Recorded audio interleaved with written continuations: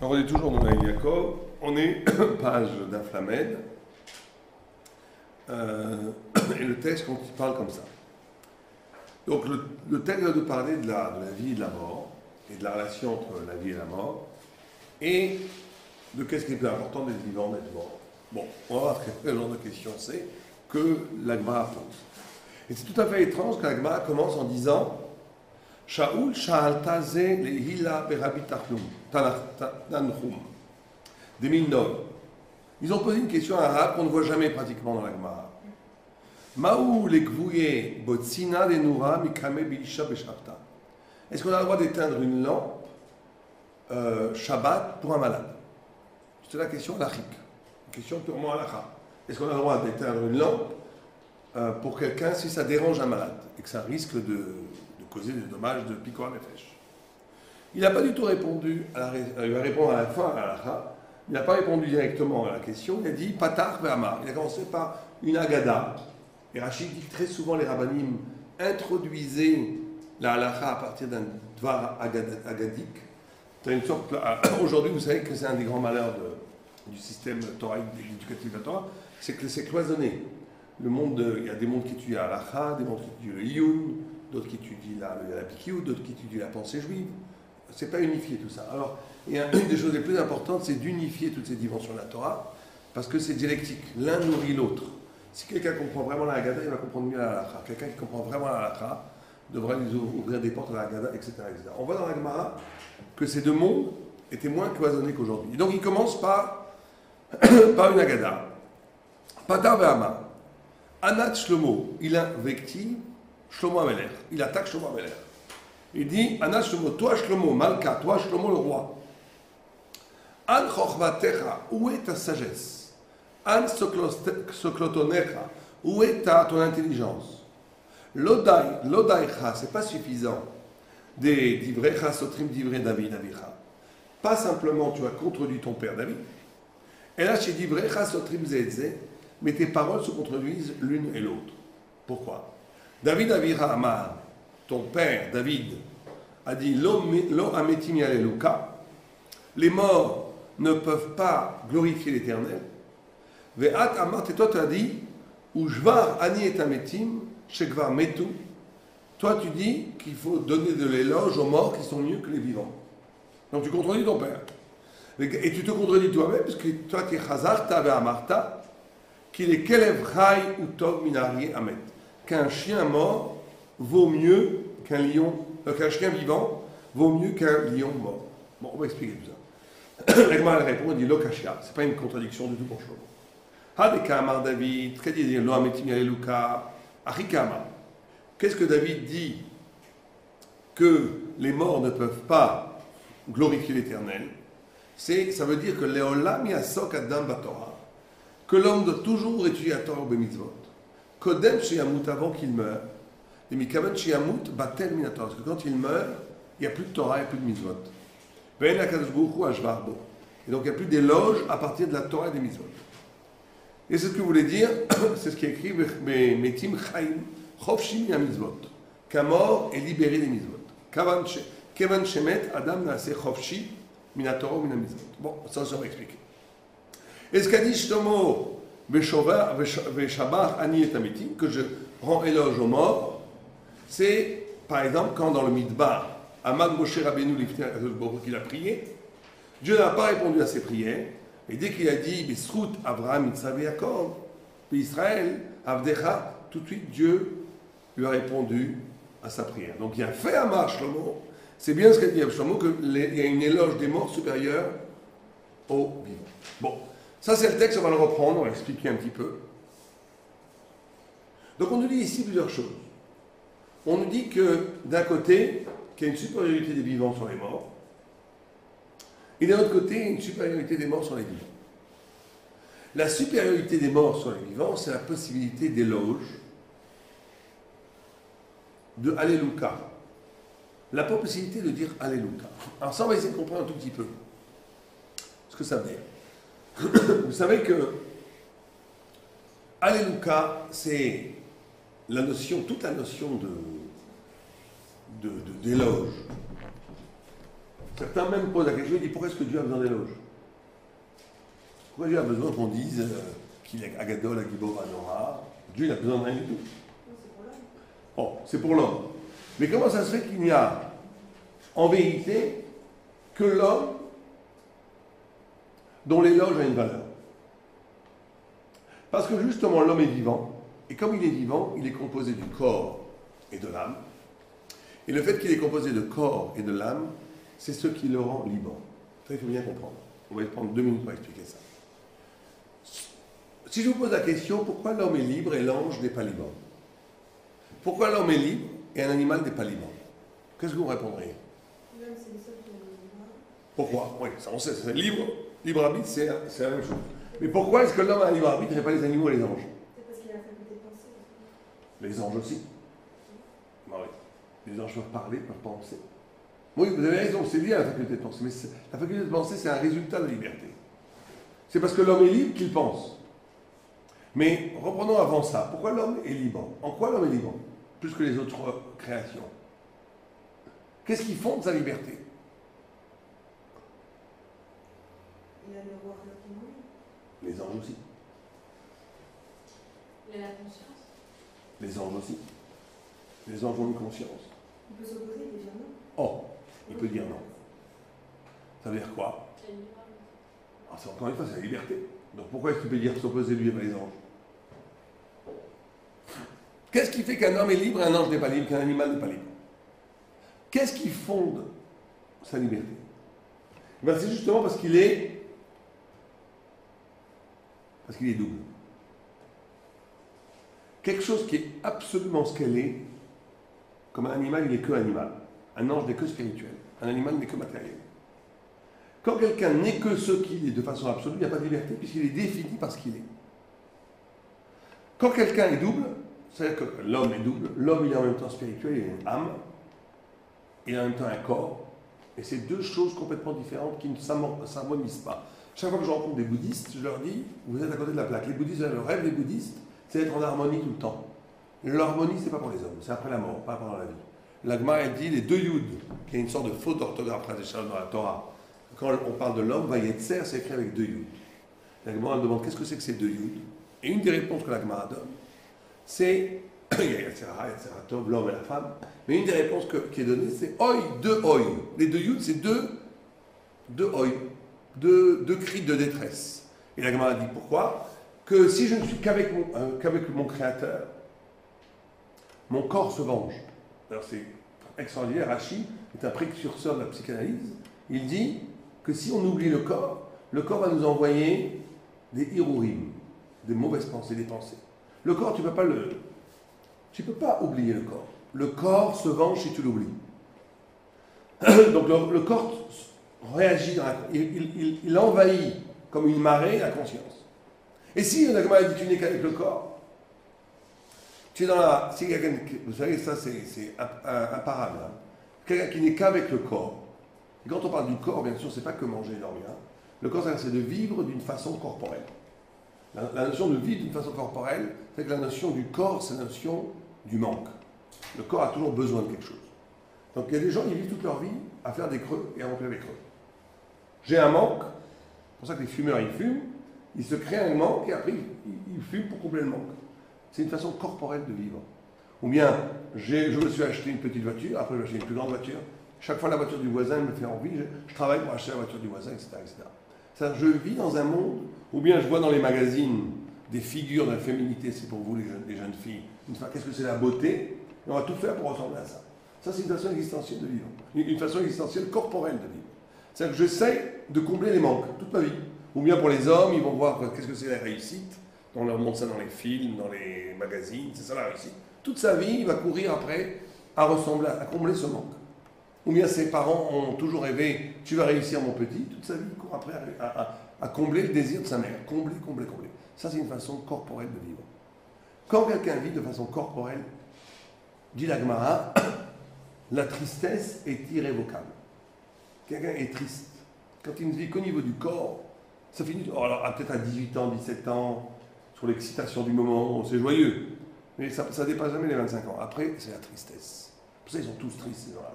arrivent à 30, 40 ans, ils sont tous abattus. Pourquoi? Parce qu'il n'y a pas d'esprit infini, il n'y a pas d'espoir, il n'y a rien. Celui qui n'est qu'avec son corps, c'est la tristesse, parce que son âme se venge. Pas que son âme se venge, mais l'âme est en détresse de ne pas avoir été illuminée par la vie. Et celui qui n'est qu'avec son âme, son corps se venge. Et c'est très négatif aussi. Et donc l'homme est fait de oi. Il est disharmonique.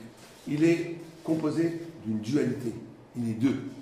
C'est pour ça que le travail du juif, c'est toujours de vivre en équilibre avec ces deux dimensions. Il doit avoir une vie. C'est ça vivre en réalité. Vivre véritablement, c'est quand mon acte est nourri par la pensée, quand mon corps est nourri par l'âme, et quand la vie est une occasion d'alimenter l'âme. Les deux.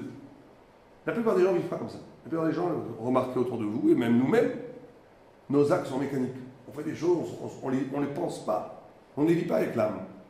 On mange, on dort, on rigole, on parle, on va d'un. On fait des choses, on ne sait même pas qu'on les fait. Le corps dicte son rythme. On ne pense pas l'acte. C'est rare de penser l'acte.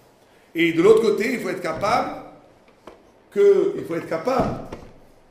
les événements, les actes qui nous arrivent dans la vie, les faire remonter à l'âme, à la pensée, pour que la pensée soit vivifiée par la vie. C'est ça vivre. C'est quand il y a une jonction entre ces deux niveaux-là. Et l'homme est libre, parce que justement, il n'est pas défini. Il n'est pas circonscrit. Il n'est pas déterminé.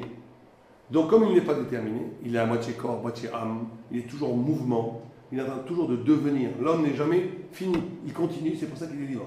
Donc il a toujours la possibilité de construire ou de détruire. C'est ça la liberté de l'homme. Oui, quelqu'un veut dire quelque chose? Oui, vous avez dit qu'il faut arriver, par le matériel, en fait, à essayer de ressentir le niveau intellectuel, par un échelle. Non, c'est-à-dire que ce qui nous arrive dans la vie, il nous arrive plein de choses dans la vie. Il y a des choses qu'on fait et des choses qui nous arrivent. La vie, c'est que ce que je fais, c'est penser. Essayez de le faire. Quand on fait quelque chose et qu'on pense à la chose qu'on fait, véritablement, c'est une autre façon d'exister. Et quand les choses nous arrivent, ne pas juste les encaisser comme ça et passer à autre chose, d'essayer de les méditer. Ça donne une plénitude et une envergure à la vie incomparablement plus grande. C'est ça vivre. Si on ne fait pas ça, on ne vit pas vraiment. Mais il y a le niveau intellectuel, mais il y a aussi le niveau émotionnel. Non, ça ne suffit pas de les intégrer au niveau. Oui, oui.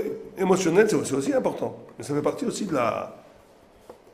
Ce qu'on appelle émotionnel, c'est... Dans la Torah, vous savez que la Torah se méfie beaucoup de l'émotionnalité. Parce que l'émotionnalité, c'est toujours très égotique. Il y a beaucoup de gens, ils ont des émotions pour un autre, en réalité, c'est pour eux. C'est une façon de se sentir exister. La Torah, elle parle beaucoup plus de midot que d'émotions. Précepte. Être capable d'empathie, être capable de porter sur soi la douleur de l'autre.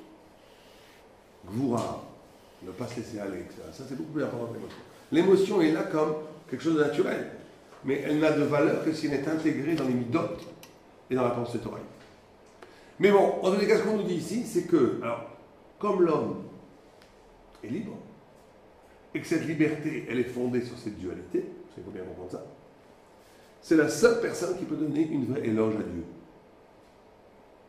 Parce que, imaginez, je suis un roi, et j'ai un 50 robots que j'ai programmé qui s'agenouillent devant moi tous les jours. Ça donne un cavote, ça? C'est une bouchette qui donne un cavote. Ce serait ridicule si j'avais des robots qui s'agenouillent devant moi. Donc le kavod, il est que quand l'autre peut ne pas s'agenouiller, il s'agenouille devant moi. Donc c'est pareil avec Dieu. La seule personne qui peut donner du kavod à Dieu, c'est l'homme. Et l'homme vivant. Parce qu'il n'y a que l'homme vivant qui a cette double dimension du corps et de l'âme, et donc qui est libre, et donc qui a le libre arbitre, et donc l'éloge a une valeur. Quelqu'un qui est mort, il devient total, il devient unifié. Il n'y a plus cette dualité, il n'y a plus de liberté.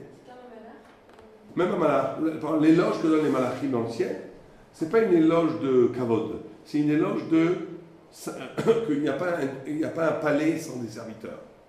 Mais ceux qui donnent ce qu'on appelle, dans la Kabbalah, on appelle ça la sphère de Malchut, qui donne le vrai kavod, c'est que l'homme, c'est celui qui a la liberté, pas les anges. Une fois qu'on est mort, on peut faire des éloges à Dieu. Oui, mais ce serait comme de l'ange alors. Ce ne sera pas des vraies louanges comme ici. Elles n'ont pas de valeur. C'est pour ça que David Améler, il dit Lo ametim yaleluka. Lo ametim yaleluka. Ce n'est pas les morts qui sont capables d'éloge, c'est les vivants qui sont capables d'éloge. Et donc c'est un moment. Donc on va essayer de comprendre ça un peu plus profondément. On va prendre 2 minutes, c'est important. C'est toute la notion de liberté. Si je vous demande, est-ce que l'homme il est déterminé ou pas?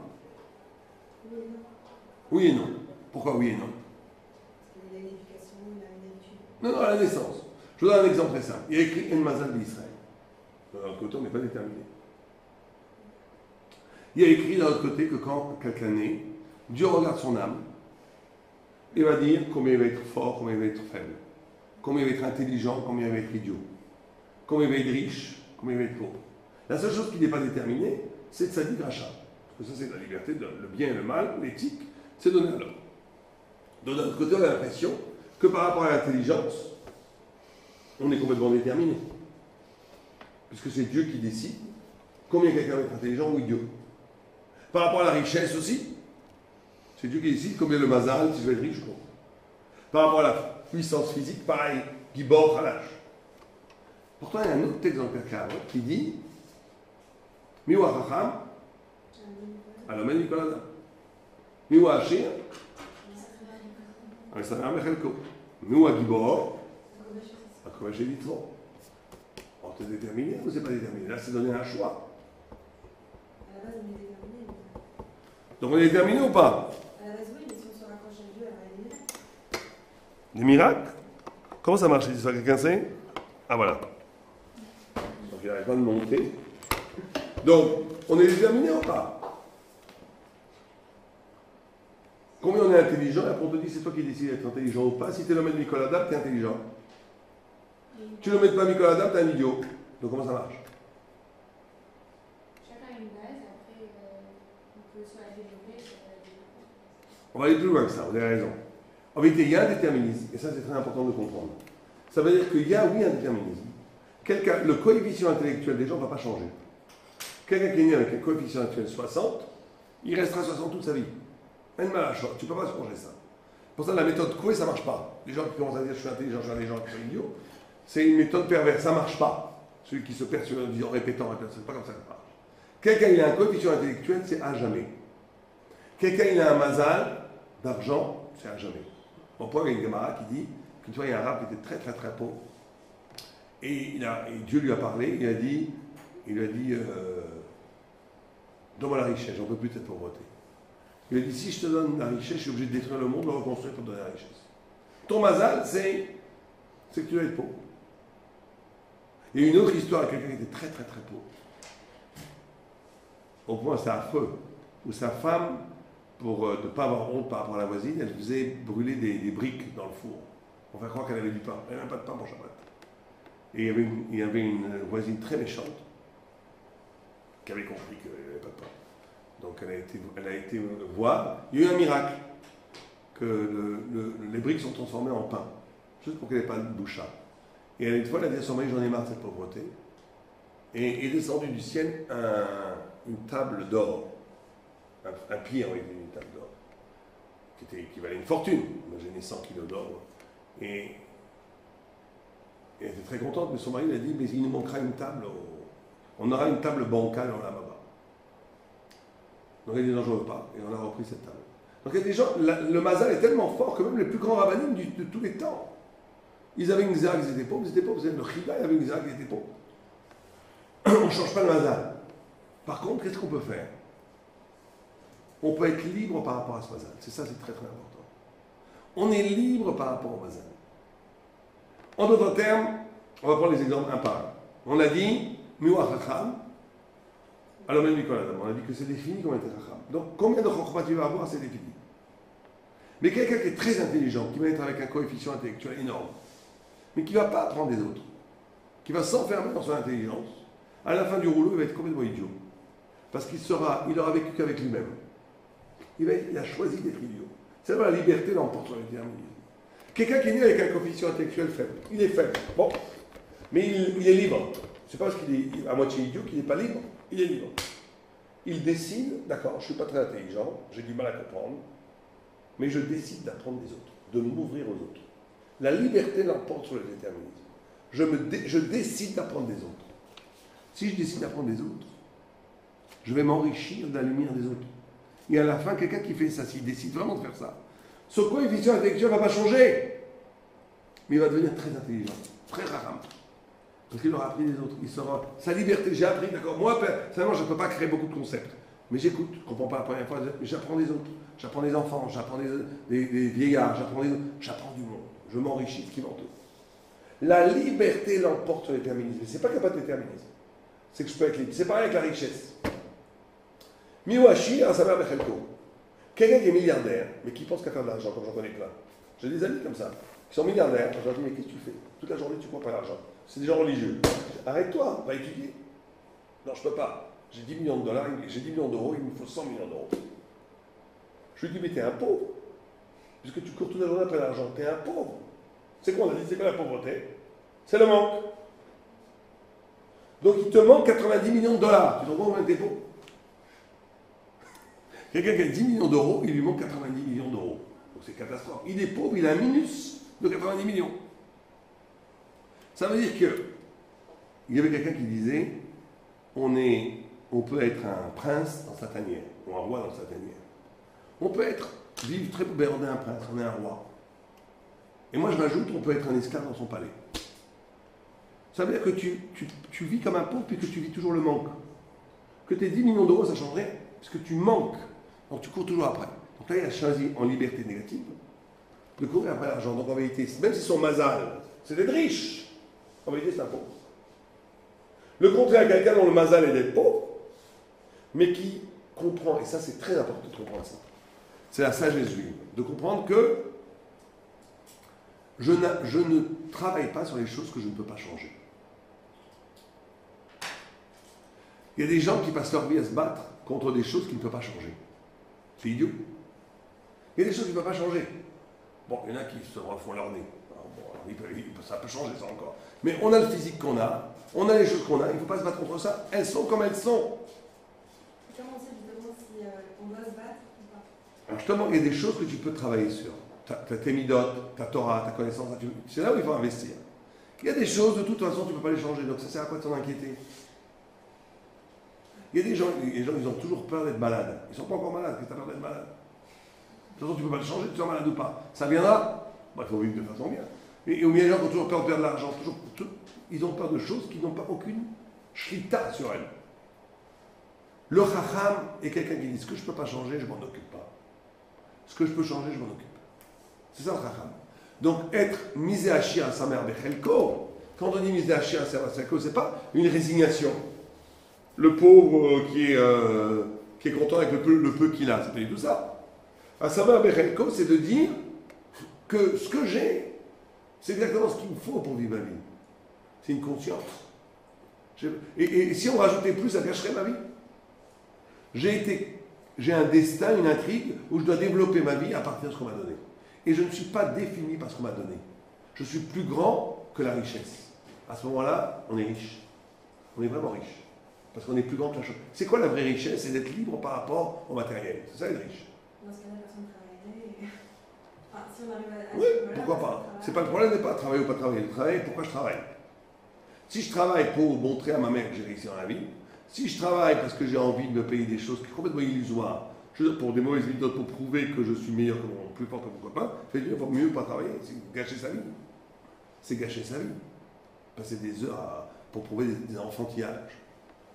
Si je travaille parce que j'ai un projet spirituel de construire une famille, de donner un zaka, de construire des choses, c'est très bien.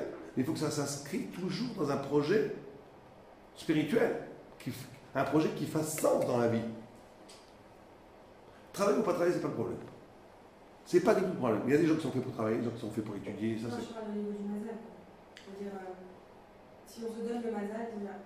À la limite, si oui. on travaille. Mais quelqu'un qui a assez des mounas, il ne travaillerait pas. Le problème, c'est un problème des mounas. Combien moi je vois des amis qui ne travaillent pas, depuis là, qui marient leur enfant dans le monde ashkénaze, chaque enfant il faut trouver 80 100 000 dollars pour le mariage, pour marier dans les chibours. Comment ils font? Ouais, il y a aussi beaucoup d'histoires derrière. Moi, je vous dis que je vois des miracles tous les jours. Des miracles mamash. Je vous raconte un miracle de Machabruta. C'est pas un miracle, j'ai entendu. Il doit marier sa fille, d'accord? Il doit trouver 66 000 $. Il n'a pas un sou, des fois on l'aide pour Shabbat, pour acheter du pain, il n'a même pas pour les chalot. Il n'a pas vraiment. Quelqu'un qui étudie à Tamid Racham, c'est un sadique, il est très heureux d'avoir lui, il est vraiment. Ça m'a fait mais il n'a pas 66 000 $. Je vous parle de ça il y a 10 ans. Même pas il y a 8 ans. Où est-ce qu'il a trouvé 66 000 $? Il ne les a pas. Le mari, le garçon amène 33 000 $, la fille amène 66 000 $. Où est-ce qu'il va les trouver? Il ne peut pas les trouver. Pas de problème, il étudie. Tout d'un coup, sa femme ouvre son tiroir chez eux. Ils ont une vieille photo d'une fille noire, d'une black, photographiée par quelqu'un qui s'appelle Robert Frank, qui est un grand photographe juif d'origine suisse, qui a photographié dans les années 40 tous les États-Unis. Et son livre est devenu un livre culte. Et elle était photographe, cette femme, la femme de mon ami. Elle était photographe à New York, qui a 30-40 ans, elle a fait tchouva, bon. Et au même instant, quelqu'un a rencontré une amie qui lui dit, tu sais que Robert Frank vient pour une rétrospection à la Cinémathèque de Jérusalem. Elle va là-bas. Et elle lui montre la photo de Robert Frank, regarde la photo sur un jeu, c'est un vieux monsieur, hein, très très. Ce genre de prix Nobel, vous voyez, un vieil artiste. Il voit sa photo, vous avez trouvé ça? Il dit, vous l'avez donné à 40 ans à New York. Est-ce que vous voulez me la signer? Il la regarde avec un regard malicieux, il lui signe. Et elle ne savait pas très bien pourquoi, elle voulait juste la signature comme ça. Elle ne savait pas qu'en signant, c'est pas du tout le même prix, une photo signée, une photo signée. Et tout d'un coup, quelqu'un, un autre personne, aucun rapport, qui est dans l'art de la photo, et chez eux, de façon, je ne vais pas vous raconter toute l'histoire, elle n'avait rien à faire chez eux, elle voit cette photo, elle dit, c'est pas un vrai ça, c'est pas possible. Et il lui raconte l'histoire, oui c'est une vraie, c'est la photo de Robert Frank, signée par Robert Frank. Et vous savez combien ça coûte ça? Je vais vous le faire, donnez-le-moi, je vais vous le vendre chez Christie, aux enchères, à New York. Combien a été vendu la photo? 66 000 $. Simplement, bon, ils n'ont pas reçu 66 000 $ parce que Christie prenait. Ils ont reçu 44 000 $ ou 45. Mais quand même, tu vois le miracle, c'est incroyable. C'est une histoire parmi des milliers d'autres d'histoires. Donc, l'argent, il vient comme ça ou il ne vient pas comme ça. Moi, j'ai que d'autres amis qui étaient très riches. On ne doit pas compter sur le miracle. Je ne dis pas du tout qu'on doit compter sur le miracle. Je dis que justement, le choix ne doit pas être miracle. Le choix ne doit pas être compté sur le miracle. Mais le choix ne doit pas non plus être complètement déterminé par la matière.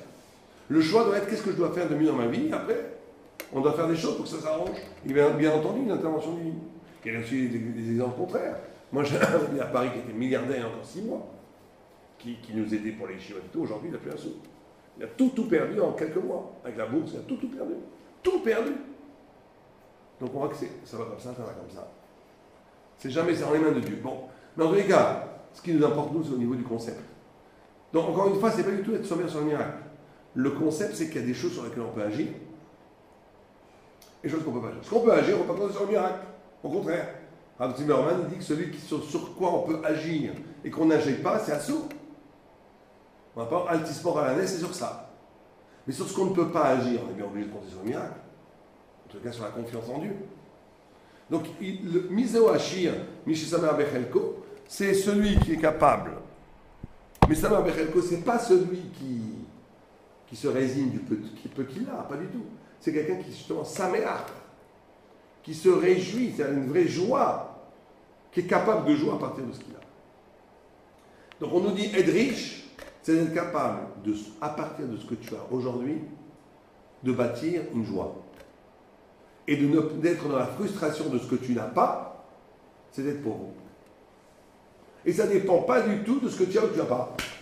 Quelqu'un il peut avoir 10 millions d'euros et dans la frustration des 90 millions, et quelqu'un peut avoir 3 shekels dans la poche, et à partir de là bâtir une joie. Parce que j'ai ce que j'ai actuellement, ça me suffit.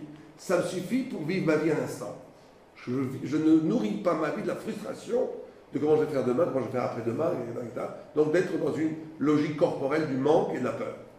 Le Razonich dit quelqu'un qui a à manger aujourd'hui et qui se soucie que ce qu'il va manger demain, ou même qui a à manger à midi, et qui se soucie de ce qu'il va manger le soir, c'est un Moudé Bouddha. C'est un Katné Bouddha. Quelqu'un qui vit dans la frustration. Qui ne peut pas vivre le moment. Il vit toujours dans le souci de ce qu'il aura demain. D'où la notion d'insouciance divine. Très important d'être insouciant. Insouciant, pas au sens de déresponsabiliser, insouciant au sens de ne pas être dans le souci, mais de vivre véritablement le moment. Et c'est ça la joie. La joie, c'est quand je suis capable de vivre l'instant avec toute la plénitude de l'instant. Mais qu'est-ce qui ronge, qui gangrène, qui empêche de vivre l'instant?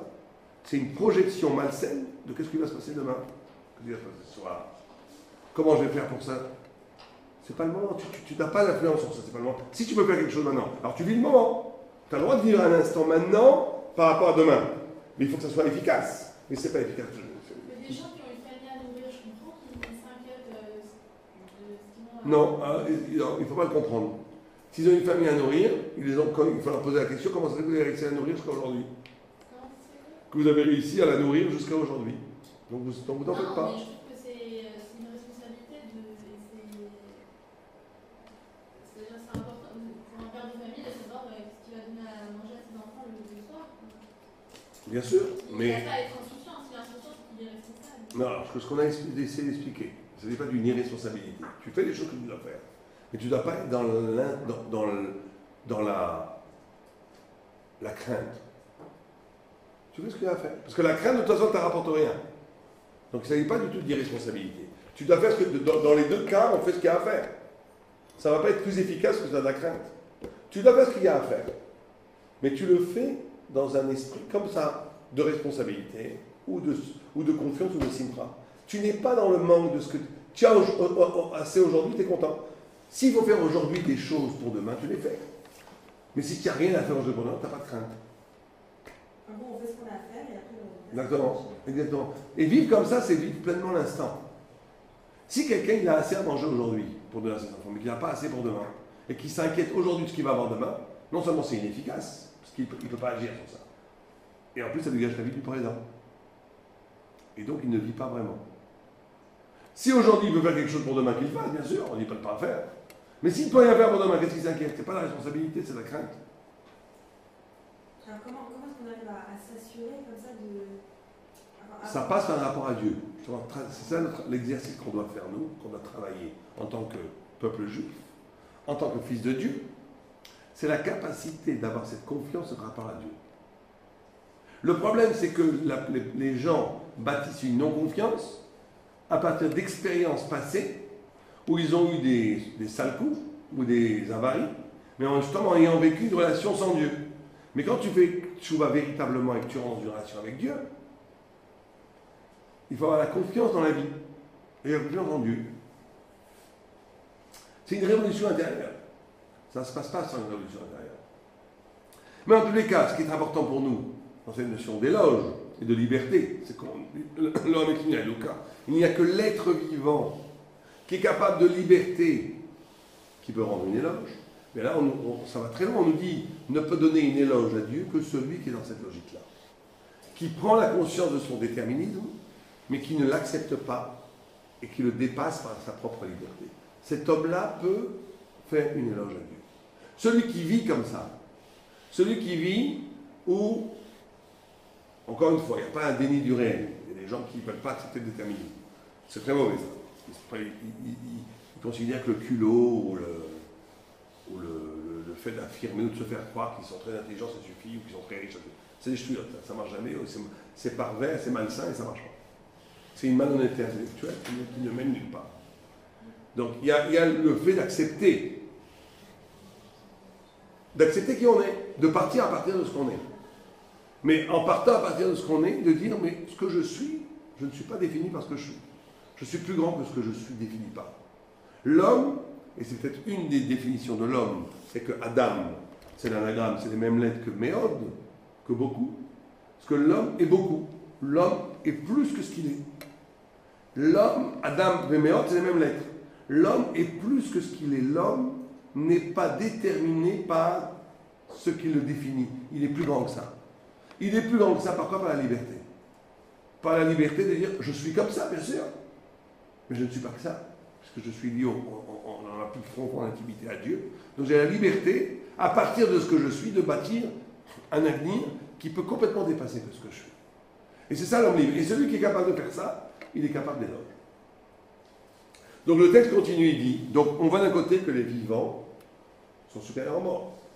puisque les vivants sont capables d'éloge, de jvar, de oda et de jvar. Vous savez qu'on dit merci pour dire merci. Dans Modin, qui c'est qui connaît la dernière phrase de Modin? Le Modin des Rabbanan. Modin shanachnu modim lach. Al shanachnu modim lach. Sur le fait qu'on te remercie, nous remercions. Le Rambam il dit que le Hallel qu'on dit à Hanouka, c'est un Hallel du fait qu'on dit merci à Dieu. On fait un Hallel qu'on a la possibilité de dire merci. Akaratato. Ça encore, c'est dire la liberté. Que quelqu'un qui n'est pas libre, il ne peut pas dire merci. Quelqu'un qui n'est pas libre, qui a un instrument, un animal, il ne dit jamais merci parce qu'il n'a pas à dire merci. Il est instrumentalisé par l'autre, on l'utilise. Il n'y a que celui qui est libre qui peut dire merci. Et donc on dit, donc c'est encore une fois, c'est pour ça que les Chachamim sont très féroces sur le kafouito. Il y a une chose, on remarquerait chez les grands rabbinim, quand ils voient quelqu'un qui est ingrat, ça ne passe pas. L'ingratitude, c'est terrible. Quelqu'un qui n'est pas capable de reconnaître le bien qu'on lui fait, pour la Torah, c'est un sous-homme. C'est quelqu'un qui a détruit son humanité. Quelqu'un qui n'est pas capable de dire merci, c'est quelqu'un qui... Pourquoi c'est si grave d'être kafouito? Pourquoi c'est si grave? Parce que vous savez qu'en hébreu, oda'a, le remerciement, a la même racine étymologique que reconnaître. D'ailleurs en français aussi. En français aussi. Puisque reconnaissance, être reconnaissant, a la même racine étymologique que reconnaître.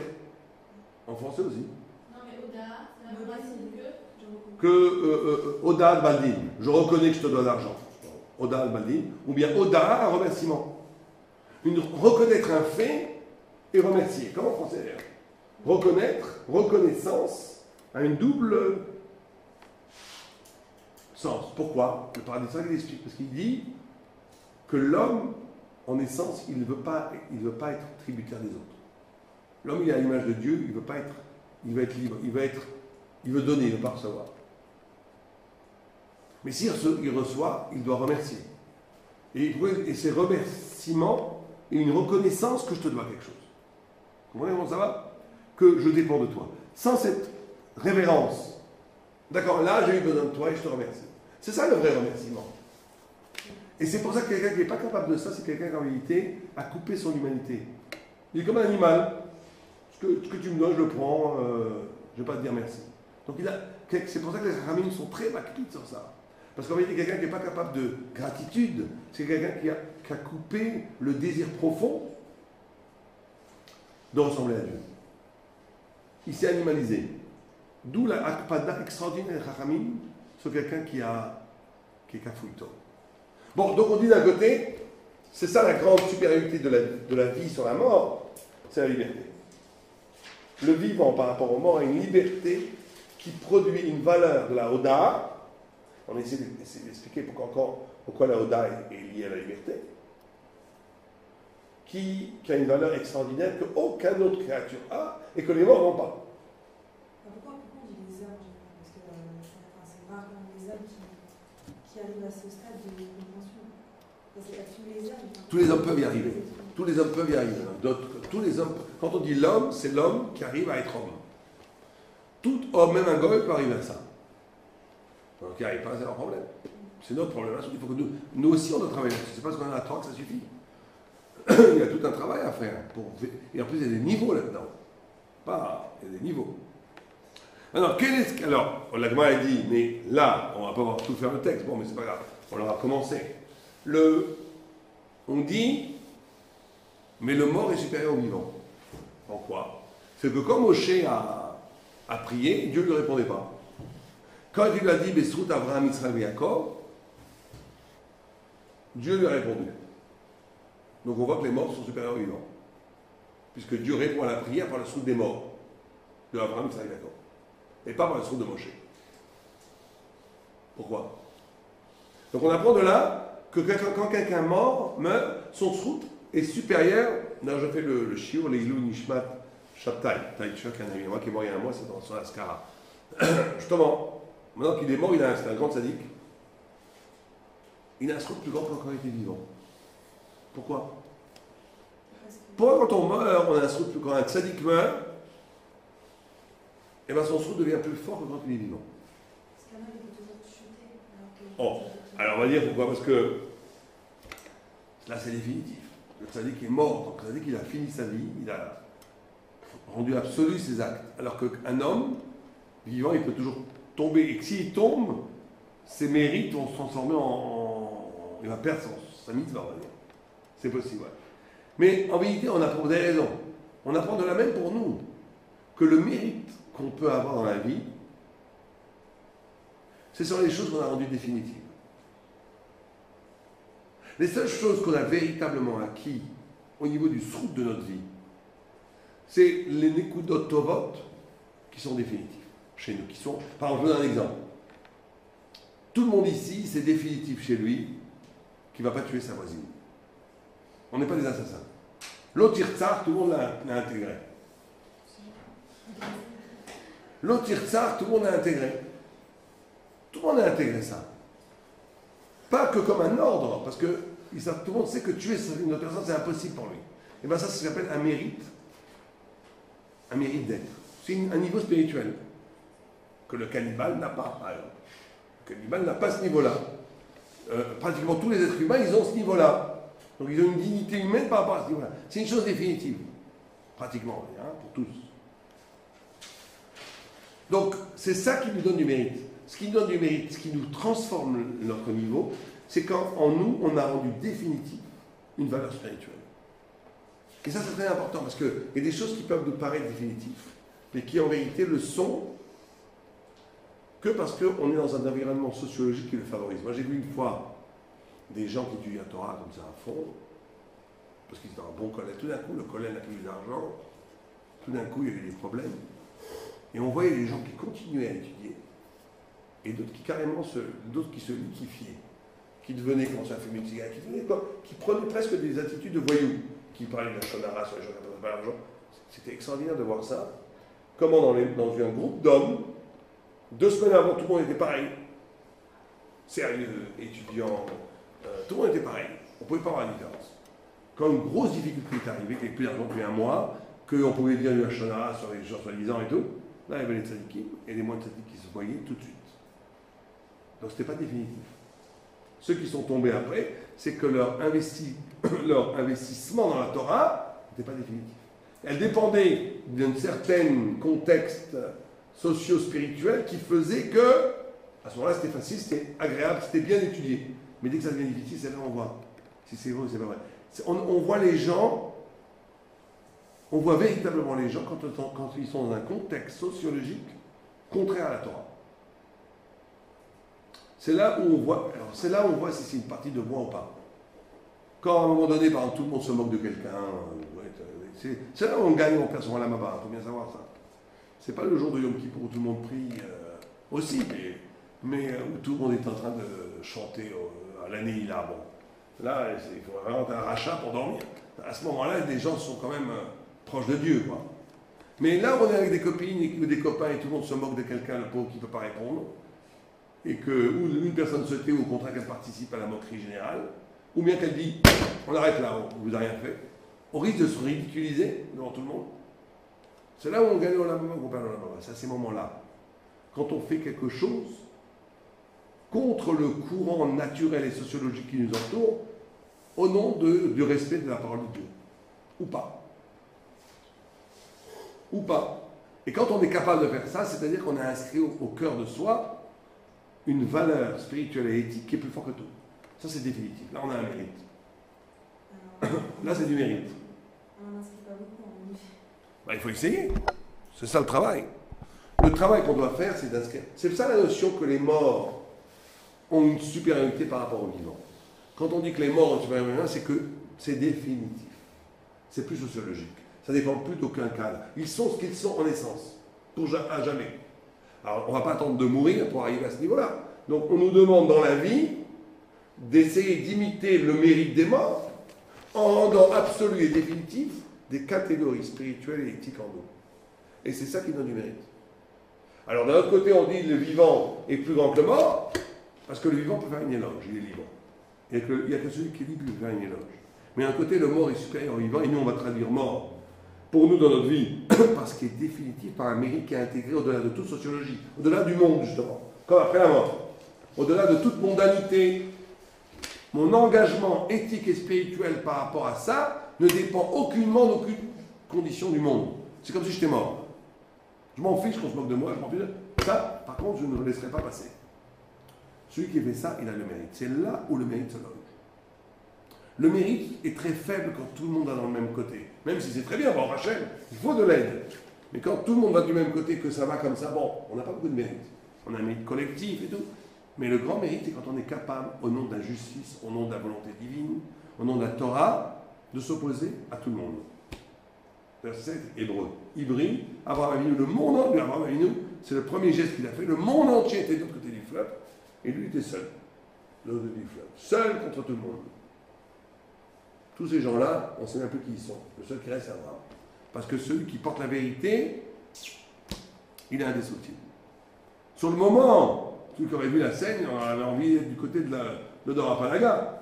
Qu'est-ce que c'est ce gars là, seul avec son mulet, et toute la mode, toute la culture, tout le happening, tout le politique, toute la richesse, toute la beauté du monde était de l'autre côté, n'était pas du côté d'Abraham. N'importe qui aurait voulu sauter du côté à droite et pas à gauche. Mais celui qui sait vraiment, il dit non, Abraham. Parce qu'il dit la vérité. Et la vérité n'a pas d'amis. Et que la vérité est éternelle.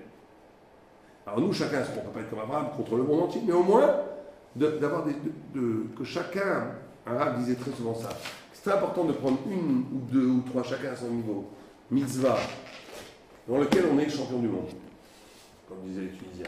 Champion du monde, ça veut dire que sur ça, je vais à fond. Je vais à fond. Je prends une mitzvah à la Zdaka, je prends une mitzvah à la Shana, sur ça, à la Sof. Très important d'éprouver, même, alors quelqu'un même c'est trop dur pour lui, il n'a qu'à juste prendre, je sais pas, la mitzvah la plus simple.